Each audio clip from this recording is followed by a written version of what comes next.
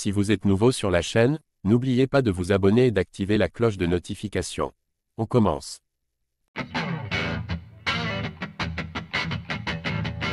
Légende absolue du judo, Teddy Riner est la source de nombreux fantasmes. Par exemple, aurait-il pu faire carrière dans le MMA professionnel? C'est une question à laquelle un expert a tenté de répondre récemment, et il doute sérieusement.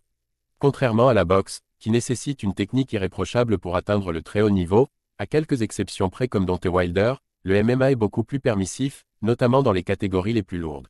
Francis Ngannou est peut-être le meilleur exemple de cela, lui qui est devenu champion UFC grâce à sa force hors du commun. Peu importe la manière, il lui suffisait de toucher son adversaire pour l'endormir. Parce que cette discipline est relativement simple d'accès, plusieurs athlètes professionnels ont déjà décidé d'abandonner leur sport pour se lancer dans le MMA. C'était le cas de Brock Lesnar dans les années 2000, et plus récemment encore de l'ancienne vedette NFL Greg Hardy. Eux ont passé le cap avec plus ou moins de succès, ce qui alimente forcément quelques fantasmes. Teddy Riner aurait-il percé à l'UFC? Par exemple, face à la carrure imposante de Teddy Riner, de nombreux fans se demandent ce qu'il donnerait dans une cage.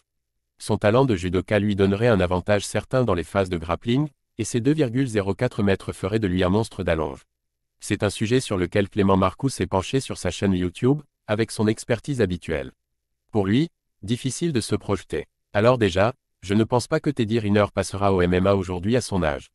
Mais est-ce qu'il aurait pu percer au plus haut niveau? Je pense qu'il a les qualités athlétiques pour être un athlète hors du commun. Je ne le vois pas inférieur à ce qui se fait de mieux à l'UFC en ce moment, au contraire. Par contre, je trouve que le judo c'est très dur de le transférer dans une cage, surtout chez les poids lourds. Après c'est toujours pareil, s'il se prend une patate de Ngannou, ou un combo de Thomas Spinal, il dort.